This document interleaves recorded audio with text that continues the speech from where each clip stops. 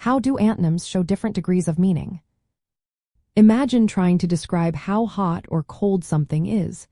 Sometimes words seem like perfect opposites, but other times they show more subtle differences.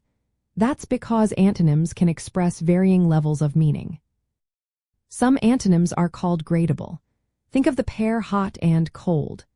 Temperature can change gradually, so you can say something is warm or cool as middle points.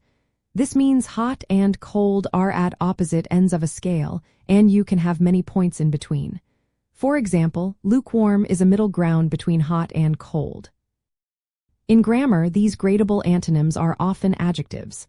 You can compare them using words like more or most. For example, good, better, and best show different levels of quality. This helps us describe things with more precision. On the other hand, some antonyms are called complementary. These show a clear yes or no, like alive or dead. There's no middle ground. If something is not alive, it is dead. These pairs do not have degrees because something cannot be partly alive or partly dead.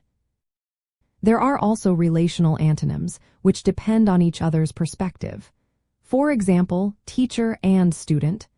If one is a teacher, the other must be a student.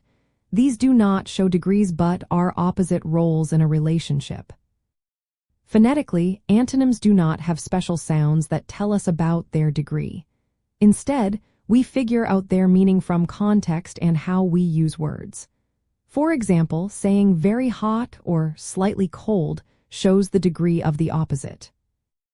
Knowing about these differences helps us be clearer when we speak or write.